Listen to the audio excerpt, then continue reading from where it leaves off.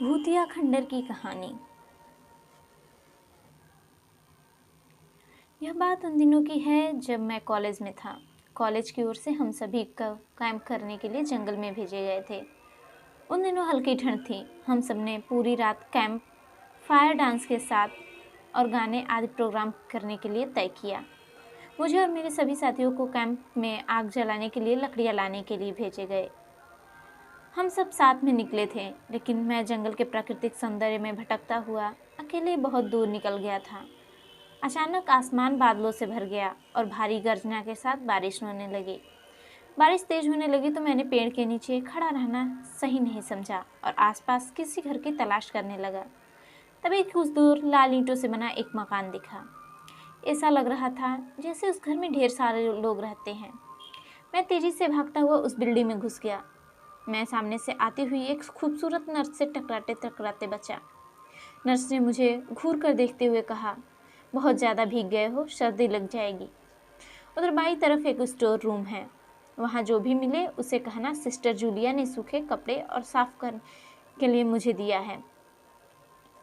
और फिर हंस पड़ी और बोली, तुम पहले तो अपना मुंह बंद करो वरना मुंह में मच्छर घुस जाएंगे, और अब जाकर कहा जैसा है वैसा करो। मैंने हल्के से हाँ में सर हिलाया। सिस्टर जूलिया की बताई दिशा में जाने के लिए मुड़ गया। अभी 10 कदम ही चला था कि किसी ने मेरे कंधे पर हाथ रखा और चौंक कर पीछे मुड़ा। मेरे सामने आर्मी की वर्दी में मुस्कुराता हुआ एक युवक खड़ा था। मेरा आश्चर्यचकित चेहरा उसे देखता रह गया। उसने दृढ़ स्वर में धीमे से कहा, मैं कैप्टन विनोद, यह हमारे देश की आर्मी हॉस्पिटल है। कैप्टन विनोद की बातें सुनकर मैं अस्वस्थ हुआ। मैं धीरे धीरे सामान्य हो गया। मैंने कैप्टन विनोद को सिस्टर जूलिया की कही बातें बताई। मेरी बात सुनकर कैप्टन विनोद के चेहरे पर रहस्यमयी मुस्कान आ गई। कैप्टन विनोद बोले, तुम सिस्टर जूलिया से पहले मिल चुके हो?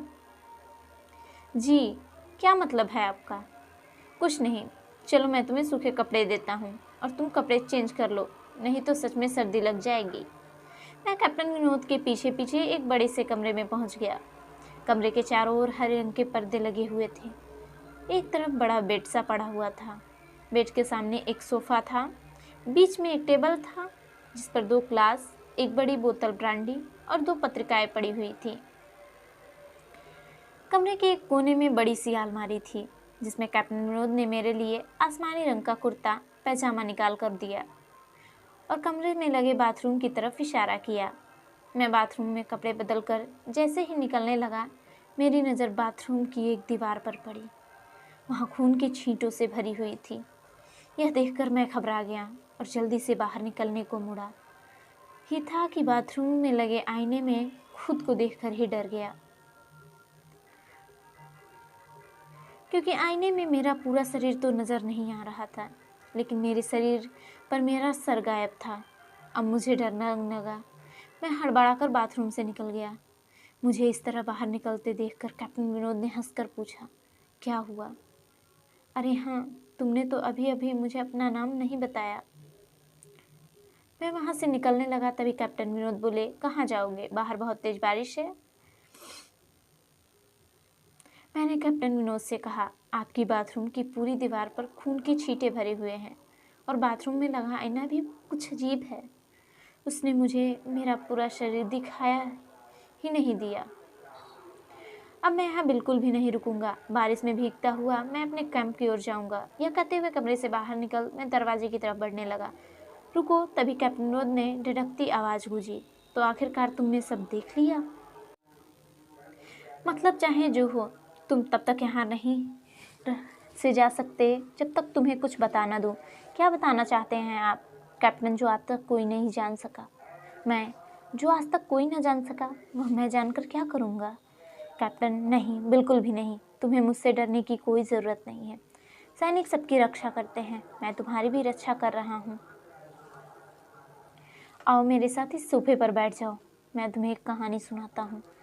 पूरी कहानी सुनते ही मैं खुद तुम्हें तुम्हारे कैंप तक जीप से छोड़ कर आऊँगा। तुम अपने कॉलेज कैंप से बहुत दूर आ गए हो, वहाँ अब तक तुम्हें चलते हुए नहीं पहुँच पाओगे। कैप्टन के स्वर में न जाने कैसी आश्वस्ति थी।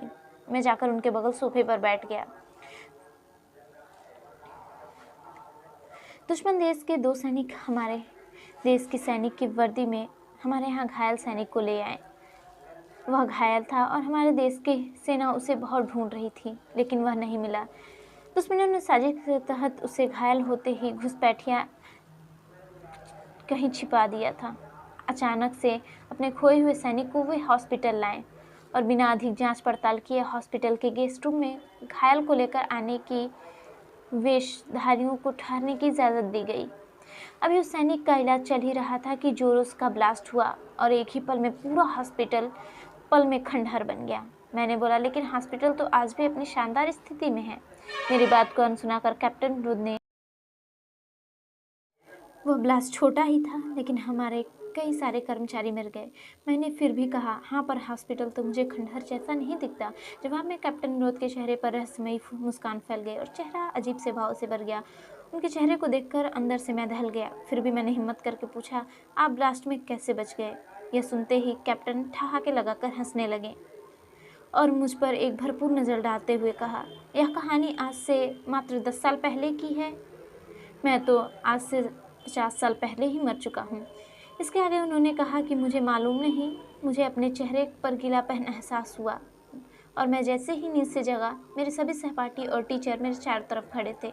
जैसे ही मैंने आंखें खोली, मेरे ने कहा, शुक्र है कि तुम्हें होश आ गया। टीचर, हाँ, तुम जंगल में न जाने कहाँ भटक गए थे और सभी वापस लौट आए और तुम नहीं आए। हम सब मिलकर वही तुम्हें ढूंढने निकल गए। बहुत दूर जाने के बाद एक जीप आती दिखाई दी जिसमें एक आर्मी अफसर तुम्हें पीछे सीट पर सुलाए हमारे कैंप ढूंढ रहे हुए आ रहे थे। उन्होंने हम सब को भी अपनी जीप में बैठाया और कैंप तक छोड़कर वापस आ गए।